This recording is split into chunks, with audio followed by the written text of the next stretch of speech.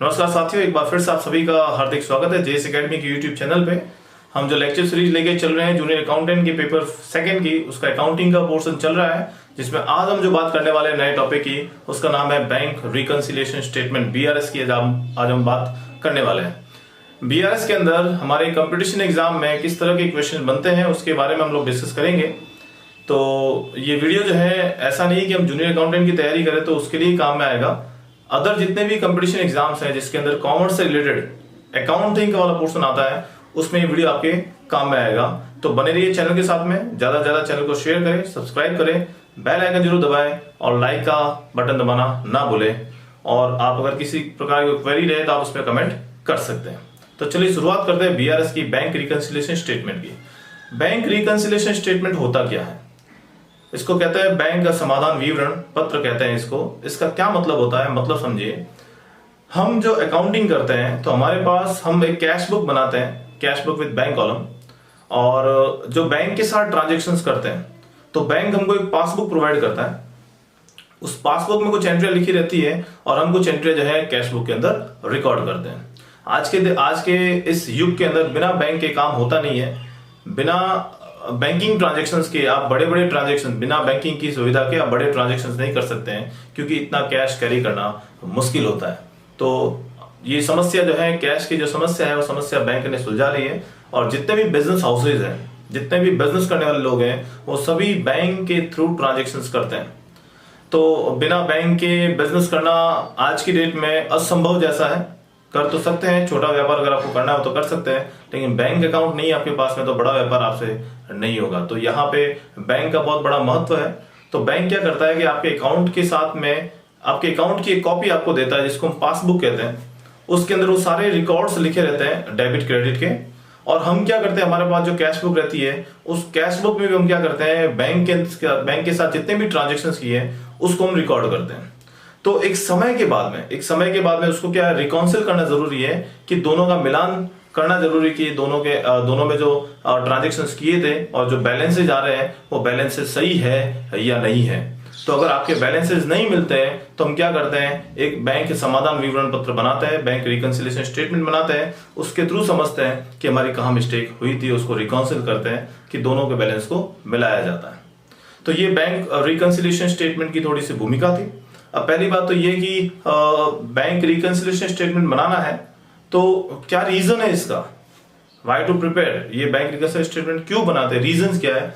तो आपके सामने मैं कुछ रीजन रीजन ऑफ डिफरेंसेस, कि जो बैंक पासबुक होती है और जो हमारी कैश बुक होती है, कैश बुक का बैंक बैलेंस और जो पासबुक का जो बैंक बैलेंस है, उन दोनों में जब मिलान करते हैं वो जब नहीं मिलता है तो उसका रीजन क्या होता है। तो रीजन हो सकता है टाइम डिफरेंस।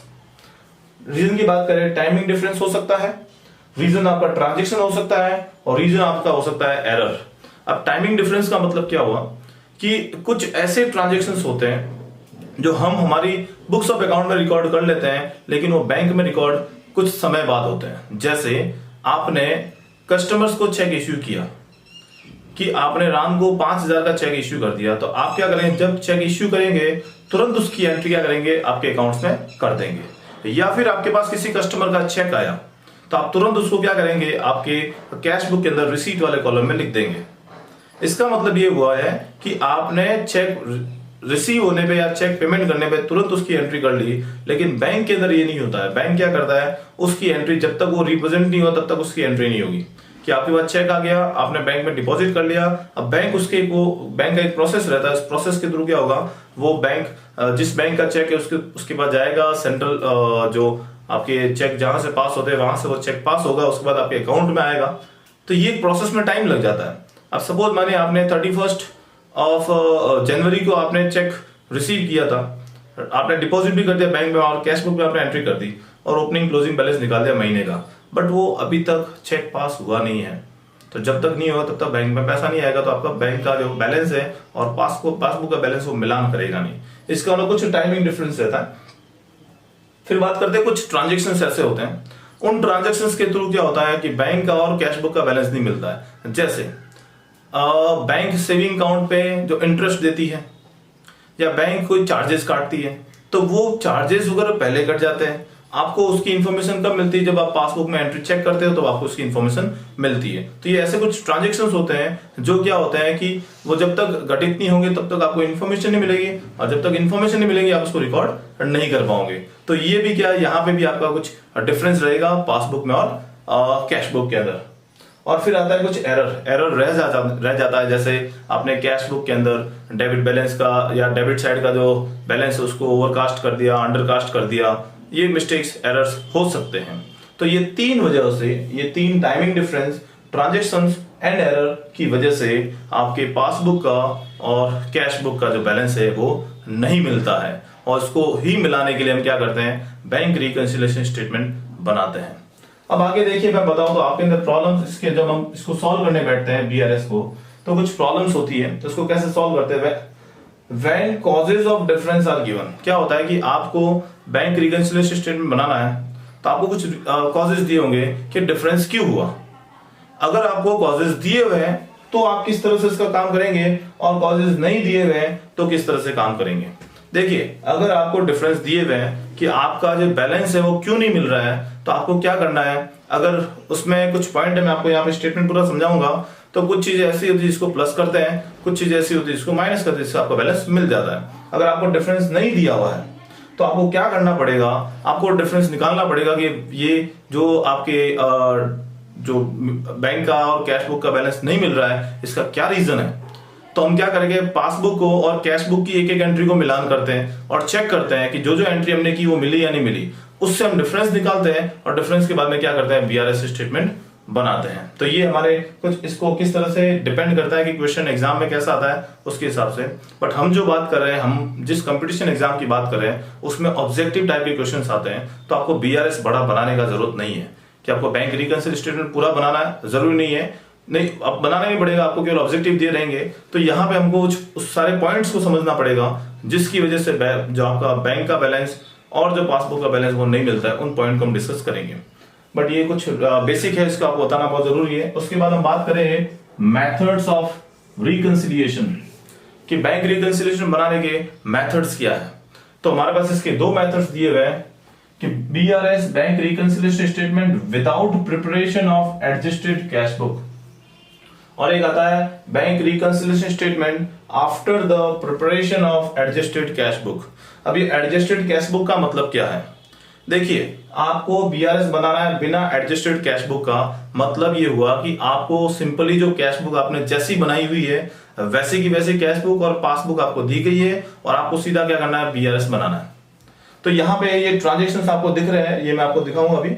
ये सारे ट्रांजेक्शन हम क्या करते हैं, रिकॉर्ड करते हैं, कुछ को ऐड करते हैं, कुछ को सब्ट्रैक्ट करते हैं।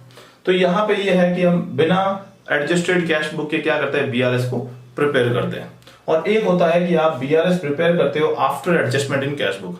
After adjustment in cash book का मतलब होता है कि कैश बुक हम पूरा चेक करते हैं कि कहीं मिस्टेक तो नहीं हुई है, मतलब कोई ट्रांजेक्शन ओवरकास्ट तो नहीं किया हुआ, अंडरकास्ट, या फिर कोई ओमिट तो नहीं किया हुआ। ये सारे, जैसे हम कहते हैं रेक्टिफिकेशन ऑफ एरर की बात करें, ये सारे एरर्स को चेक करते हैं, डिफरेंसेस क्या थे वो सब कुछ चेक करके पहले हम क्या करते हैं, कैश बुक को एडजस्ट करते हैं। और जैसे कैश बुक एडजस्ट हो जाती है उसके बाद हम बैंक रिकंसिलिएशन स्टेटमेंट बनाते हैं। तो आपके बैंक रिकंसिलिएशन स्टेटमेंट बना के बीआरएस के 2 मेथड्स हैं। एक होता है without preparation of adjusted cash book, और दूसरा होता है with after preparation of adjusted cash book. तो यहाँ पे ये तो हमारे बीआरएस की कुछ भूमिका जिसकी हम बात कर रहे हैं। और अभी बात करेंगे हम लोग इसके डिफरेंसेस को हम किस तरह से रिकॉर्ड करने वाले हैं, कि क्या क्या पॉइंट्स है जिसको हम रिकॉर्ड करेंगे, कहाँ रिकॉर्ड करेंगे, बैंक रिकंसिलिएशन स्टेटमेंट के अंदर। चलिए बैलेंसेस की बात कर लेते हैं। बैलेंसेस मतलब एक तो होता है हमारे पास पासबुक का बैलेंस, एक होता है हमारे पास कैश बुक का बैलेंस। अब कैश बुक का डेबिट बैलेंस है या कैश बुक का क्रेडिट बैलेंस है, उसका क्या मतलब है। देखिए, अगर कैश बुक का डेबिट बैलेंस है इसका मतलब वो क्या है, फेवरेबल, आपके पास बैलेंस पड़ा है। और अगर कैश बुक का अगर क्रेडिट बैलेंस है इसका मतलब है ओवरड्राफ्ट, मतलब आपका बैलेंस जो है माइनस में चल रहा है। और पासबुक चलता है रिवर्स, अगर पासबुक का क्रेडिट बैलेंस है इसका मतलब ये फेवरेबल है और आपके अकाउंट में पैसे पड़े हैं।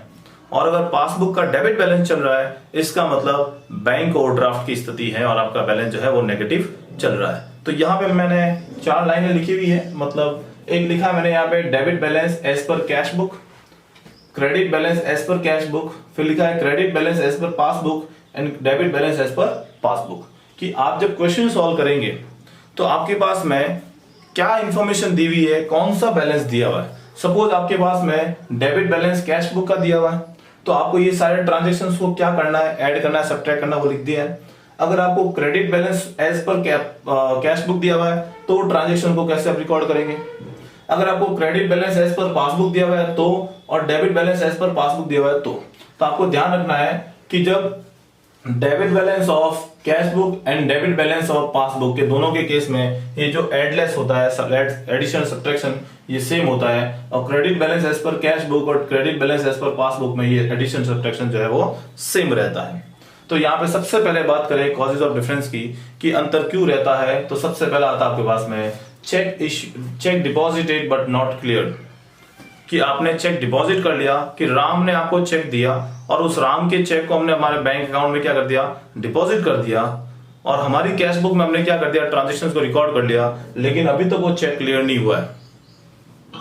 फिर आता है क्लियर नहीं हुआ मतलब अभी तक पैसा हमारे अकाउंट में नहीं आया। फिर आता है cheque issued but not presented to bank, हमने अपने कस्टमर्स को चेक दे दिया है लेकिन कस्टमर ने अभी तक वो चेक प्रेजेंट नहीं किया है किसके अंदर, बैंक में। मतलब हमारी कैश बुक में से हमने माइनस कर दिया है लेकिन अभी तक हमारे पासबुक में से वो पैसा नहीं कटा है। तो यहाँ पे देखिए, अगर debit balance as per cash book है तो हम इसको क्या करेंगे, सब्ट्रैक्ट करेंगे, और अगर credit balance as per cash book है तो क्या करेंगे, हम लोग इसको एडिशन करेंगे, मतलब ऐड करेंगे। फिर तीसरा पॉइंट आता है आपके cheque directly deposited in bank by customer, कि आपका चेक जो है कस्टमर ने सीधा सीधा क्या कर दिया, बैंक में डिपॉजिट कर दिया, तो डेबिट बैलेंस के केस में ऐड करेंगे और क्रेडिट बैलेंस के केस में क्या करेंगे, सब्ट्रैक्ट करेंगे। फिर इनकम की बात करें, अगर इनकम रिसीव बाय बैंक, जैसे इंटरेस्ट वगैरह है या रेंट है, directly receive by the bank अगर है तो हम क्या करते हैं, इसको ऐड करते हैं। ये क्यों करते हैं, देखो इसका एडलेस क्यों करता है, इस चीज को समझिए। अगर कोई पासबुक में जो पैसा है, अगर आपके पासबुक में तो इनकम आ चुकी है लेकिन कैश बुक में इनकम नहीं आई तो उसको यहाँ पे ऐड करना पड़ेगा। तो देखो इनकम को हमने कैसे किया ऐड, उसके नीचे लिखा expenses directly paid by the bank on standing instruction, जैसे आप ईएमआई कटवाते हैं या अपने इंश्योरेंस का प्रीमियम आपने बैंक को बोल दिया कि आप सीधा सीधे अकाउंट से ट्रांसफर कर ले, ऐसे केस में क्या करेंगे, माइनस, क्योंकि बैंक पासबुक में से माइनस हो गया तो आपको कैश बुक में से क्या करना पड़ेगा, माइनस करना पड़ेगा। Bank charges divide by bank, ये भी माइनस करेंगे। Locker rent divide by bank, minus करेंगे। Wrong debit in cash book, wrong debit in cash book तो क्या करेंगे, सब्ट्रैक्ट, और wrong credit in cash book तो क्या करेंगे, ऐड। फिर बात करते हैं wrong debit in passbook, subtract, and wrong credit in passbook क्या करेंगे, add. Under cast of debit side of bank account in the cash book, add करेंगे। Over casting of debit side of bank column bank account in cash book, subtract करेंगे। Under casting of credit side of bank account in cash book क्या करेंगे, हम लोग add करेंगे। और यहां ध्यान दें, यहाँ पे एक तो अंडर कास्ट है डेबिट साइड का, एक ओवर कास्ट है डेबिट साइड का बैंक कॉलम में, bank account in cash book में एक ऐड करते हैं, दूसरा लेस करते हैं। और under casting of credit side of the bank account in cash book is subtract and over casting of debit side of bank account in cash book is addition. और फिर बात करते हैं bills receivable collected directly by the bank, income हो रही है, add करेंगे। और interest on bank overdraft charge अगर है तो क्या करेंगे, एक्सपेंडिचर माइनस करेंगे यहाँ पे। अब देखिए, जब आपका डेबिट बैलेंस होता है कैश बुक के, और यहाँ पे देखेंगे लास्ट में फाइनली आंसर कैसा आता है, अगर फेवरेबल आंसर आता है, मतलब पॉजिटिव आंसर आता है तो इसको कहते हैं क्रेडिट बैलेंस ऑफ पासबुक। अगर आपके माइनस में बैलेंस आता है तो लिखते हैं हम लोग debit balance of passbook. Same case यहाँ पे credit balance of as per cash book है, यहाँ देखेंगे अगर फेवरेबल है तब तो डेबिट बैलेंस ऑफ पासबुक, और नेगेटिव है तो credit balance of passbook, vice versa यहाँ पे आप देख सकते हैं। तो ये था हमारा बैंक रिकंसिलिएशन स्टेटमेंट। अब आपके एग्जाम में क्वेश्चंस कैसे आते हैं, उस स्टेटमेंट तो आने वाला नहीं है, स्टेटमेंट आपको बनाना भी नहीं है, आपको तो ऑब्जेक्टिव टाइप का क्वेश्चन आएगा, एक लाइन का क्वेश्चन आएगा, उसमें 4 ऑप्शन दिए रहेंगे, उसमें से एक आपको सही करना है। तो ऐसा बोल देंगे कि debit balance as per cash book balance था, cheque deposited but not clear, और cheque issued but not presented bank, ये दो ट्रांजेक्शन दे देंगे, तो अमाउंट दे देंगे, आपको बता देंगे कैश बुक पासबुक का बैलेंस क्या रहेगा। या इसको इस तरह से हम कह सकते हैं कि ये बैंक रिकंसिलिएशन स्टेटमेंट क्यों बनाते हैं, बिकॉज टू रेक्टिफाई द, इसको कहते हैं to match the balances of cash book and passbook. तो यहाँ पे ये कुछ पॉइंट्स हैं कि इसके रीजंस क्या क्या है, इसमें कौन कौन से पॉइंट्स आते हैं, ये सारे के सारे पॉइंट इसके अंदर कवर होते हैं। तो इसके हम क्वेश्चन आंसर भी करने वाले हैं बाद में, बट ये थोड़े से कॉन्सेप्ट की बात की थी। आप इसके अंदर क्या कर सकते हैं, आपको मैंने पहले ही बताया कि क्लास 11th का अगर आप बुक लेना चाहे तो वो ले सकते हैं, या फिर आपको CACS के कोई बुक मिले तो आप वो ले सकते हैं, या फिर आप PC तुलसियान का एक बुक आता है फाइनेंशियल अकाउंटिंग के नाम से, आप वो ले सकते हैं, या TS ग्रेवाल का एक बुक आता है फाइनेंशियल अकाउंटिंग के नाम से, आप वो बुक उठा सकते हैं। उसमें जो क्वेश्चंस दे रखे हैं वो क्वेश्चंस आप सॉल्व करें, जिससे आपके कॉन्सेप्ट क्लियर हो जाएंगे, और उसके बाद कंपटीशन में जब आप एग्जाम देंगे ये, तो उसमें आपका उसमें हेल्प रहेगी। तो ये था हमारा BRS बैंक रिकंसिलिएशन स्टेटमेंट का टॉपिक। नेक्स्ट लेक्चर में बात करेंगे इसके आगे वाले टॉपिक्स की, और कुछ क्वेश्चंस भी हम इसके सॉल्व करेंगे। सो बहुत बहुत धन्यवाद, थैंक यू वेरी मच।